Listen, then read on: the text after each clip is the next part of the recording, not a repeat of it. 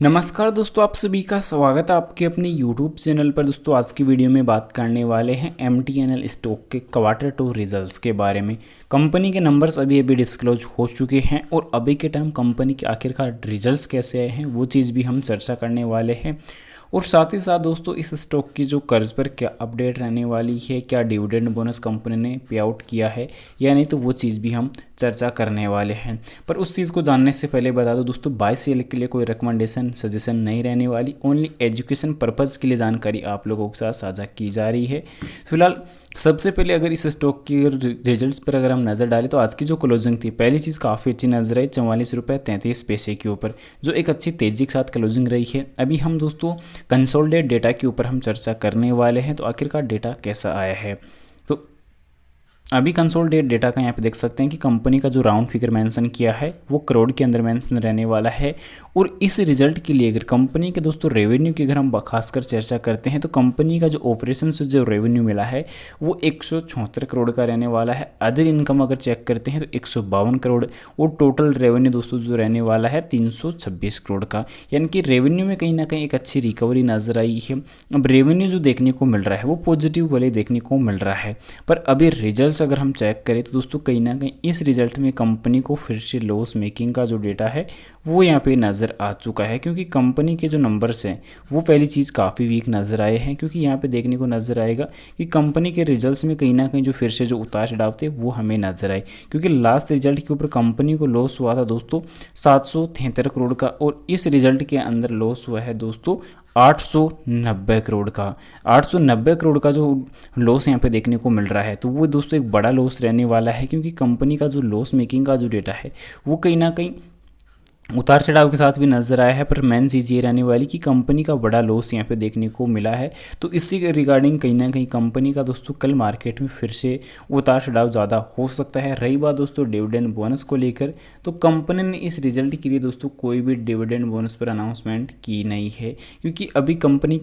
क्योंकि कंपनी ने दोस्तों जो डिविडेंड बोनस लास्ट टाइम जो अनाउंसमेंट किया था वो 2009 के अंदर अनाउंसमेंट किया था। उसके बाद अब तक दोस्तों कंपनी का कोई डिविडेंड बोनस रहा नहीं, क्योंकि कंपनी कंटिन्यूसली दोस्तों कर्ज में देखने को मिल रही थी। तो ये दोस्तों सबसे मेन चीज़ यहाँ पे देखने को मिली कि कंपनी रिकवरी में अगर आ जाती है, कंपनी अगर अच्छी खासी रिटर्न हमें दे देती है तो आगे चलकर अच्छा खासा डेटा भी अच्छा रिटर्न दे सकता है। पर कंटिन्यूसली अभी के टाइम जो डेटा है वो कहीं ना कहीं काफ़ी वीक नजर आए हैं। यहाँ पे देख सकते हैं कि 890 करोड़ का लॉस यहाँ पे नजर आया है। अब बात कर ले दोस्तों स्टैंड अलोन डेटा के ऊपर, तो स्टैंड अलोन जो डेटा रहने वाला है तो उस चीज़ का भी दोस्तों यहाँ पे डेटा हम सबसे पहले रीड कर लेते हैं। तो अभी स्टैंड अलोन डेटा पर अगर हम चर्चा करें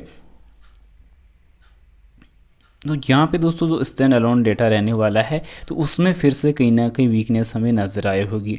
पर उससे पहले कहीं ना कहीं स्टैंड अलोन में दोस्तों जो डेटा रहने वाला है वो ये देखने को मिला कि रेवेन्यू 153 करोड़ का ही रहने वाला है।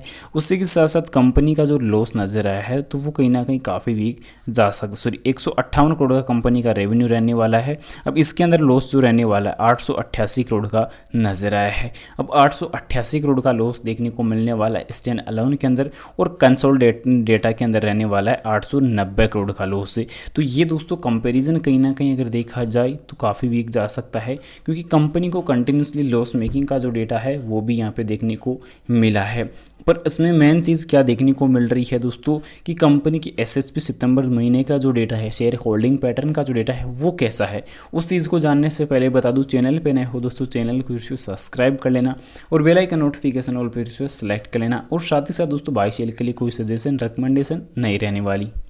अब यहाँ पे दोस्तों जो देखने को मिल रहा है कि सितंबर महीने की जो एसएसपी निकल के आ रही है तो वो कहीं ना कहीं काफ़ी इंपॉर्टेंट रह सकती है, क्योंकि मेन चीज़ यहाँ पे ये देखने को मिल रही है कि सितंबर महीने का जो डेटा रहने वाला है वो देखने को मिलने वाली प्रमोटर्स पर। सबसे पहले प्रमोटर्स में कोई चेंजेस निकल के आए नहीं, उसके बाद चेंजेस अगर मिल गए हैं तो दोस्तों वो एफआई के अंदर, एफआई की इन्वेस्टमेंट घट चुकी है, डीआई की इन्वेस्टमेंट फिर से घट चुकी है। नंबर पब्लिक होल्डिंग की अगर बात की जाए तो पब्लिक होल्डिंग में फिर से चेंजेस यानी कि बढ़ोतरी नजर आई है। नंबर्स ऑफ शेयर होल्डर्स की अगर अगर हम चर्चा करें तो नंबर्स ऑफ शेयर होल्डर्स में दोस्तों फिर से तेज़ी हमें बढ़ती हुई नजर आई है, क्योंकि यहाँ पे देखने को मिल रहा है कि 4,66,118 इन्वेस्टरों की संख्या टोटल हो चुकी है। पहले देखने को मिल रही थी 1,92,049 इन्वेस्टरों की संख्या। तो यहाँ पे कहीं ना कहीं बढ़ोतरी फिर से नजर आई है। अब कुछ नेगेटिविटी अगर हम चर्चा करें प्रॉफिट लॉस एनुअली डेटा की, अगर हम खासकर चर्चा करें तो एनुअली डेटा में कंपनी को जो लॉस देखने को मिल रहा है 3189 करोड़ का रहने वाला है Q1 के रिजल्ट्स के मुताबिक। अब अभी के टाइम कंपनी की इक्विटी पर रिटर्न अगर देखी जाए तो वो कंपनी पे आउट कर नहीं रही है। स्टॉक्स प्राइस CAGR अगर देखें तो कंपनी की काफ़ी शानदार रहने वाला है। पिछले 1 ईयर के अंदर कंपनी ने 60% रिटर्न पे आउट किया। प्रॉफिट की ग्रोथ पिछले लास्ट ईयर में दोस्तों 2% जा गिर चुकी है। साथ ही साथ सेल्स पर अगर चर्चा करें तो 11% गिरी है। उसमें अगर हम रिजल्ट्स पर अगर देखा जाए तो कंपेरिजन सीधा सीधा आप लोग को नजर आएगा कि कंपनी को कंटिन्यूसली लॉस यहाँ पे देखने को मिला है। ऐसा कोई रिजल्ट नहीं आया कि जिसमें कंपनी का प्रॉफिट बना हो। EPS रेट में कंटिन्यूसली दोस्तों गिरावट हमें नजर आई है। एवरेजन अगर हम देखें तो 10 रुपये के आसपास एवरेज EPS रेट में गिरावट भी हमें नजर आई है। कंपनी का कंपेरिजन अगर देखा जाए तो कंपनी का कंपेरिजन अभी टॉप 10 कंपनियों में स्थान शामिल है नहीं। कुछ नेगेटिविटी और भी है, जैसे कि कंपनी का कर्ज अभी ज़्यादा है नज़र आ रहा है। साथ ही साथ जो नेट प्रॉफिट एनुअली जो प्रॉफिट है वो गिर रहा है, पर DI की इन्वेस्टमेंट में गिरावट नजर आई। ऑपरेटिंग प्रॉफिट मार्जिन में गिरावट नजर आई, पर कंपनी ने शानदार रिटर्न लास्ट ईयर में पे आउट किए। तो ये चीज़ कुछ पॉजिटिव भी है तो कुछ नेगेटिव भी है। ऐसा कोई एक पक्ष में ये नहीं देखने को मिल रहा है कि कंपनी में कुछ नेगेटिव है, क्योंकि यहाँ पे प्रमोटर्स की होल्डिंग काफ़ी अच्छी बनी हुई है। एवरेज अगर लास्ट एक महीने की वॉल्यूम अगर देखते हैं तो 37,53,093 शेयर की वॉल्यूम भी हमें नजर आएगी। तो उतार चढ़ाव कंपैरिजन वो चीज़ें अभी के टाइम देखने को मिल रहे हैं। पर उसमें बैलेंस शीट अगर देखते हैं तो बैलेंस शीट में एक चीज़ हमें नज़र आ सकती है, वो देखने को मिल सकती थी कि इन्वेस्टमेंट कंपनी फ्यूचर प्लानिंग के लिए इन्वेस्टमेंट कितना कर रही है, जो काफ़ी कम रहने वाला है, ओनली 4 करोड़ का। क्योंकि कंपनी ने अब तक जो हाईएस्ट इन्वेस्टमेंट बनाया फ्यूचर प्लानिंग के लिए तो वो 80 करोड़ तक ही बनाया है, उससे ज़्यादा कुछ बना नहीं है। पर कंपनी का दोस्तों जो अभी के टाइम इन्वेस्टमेंट अगर कंपनी फ्यूचर प्लानिंग के लिए नहीं कर रही तो ये एक नेगेटिव पॉइंट भी जा सकता है, क्योंकि फ्यूचर प्लानिंग होना एक बड़ी इंपॉर्टेंट चीज़ है। पर कंपनी का लास्ट टाइम ही BSNL के साथ दोस्तों डील भी हुआ था, तो उस चीज़ से कहीं ना कहीं मार्केट में एक अच्छी पॉजिटिव तेज़ी भी नजर आ सकती है। कंपनी के नेट कैश फ्लो अगर चेक किया जाए तो कंपनी के नेट कैश फ्लो में दोस्तों फिर से गिरावट नजर आई है, जो देखने को मिल रहा है कि इस ईयर यानी सालाना दर पे देखने को आप लोग को नजर आएगी। पिछले लास्ट ईयर में कंपनी का 81 करोड़ का लॉस हुआ है, पर उससे पहले कंपनी का अगर देखते हैं तो मार्च 2023 के अनुसार 67 करोड़ का कंपनी ने एक अच्छा खासा नेट कैश फ्लो जनरेट करने का भी काम किया है। तो ये चीज़ अभी कंपनी के लिए रहने वाली है। कंपनी के कंपेरिजन हमने देख लिए, पर अभी कंपनी के कुछ और वीकनेस भी यहाँ पे नज़र आ सकती है, जिसमें इंटरेस्ट यहाँ पे जो है रेट जो है वो रेशियो कम रहने वाला है। सेल्स की ग्रोथ पिछले 5 सालों में गिरावट भी नजर आई है।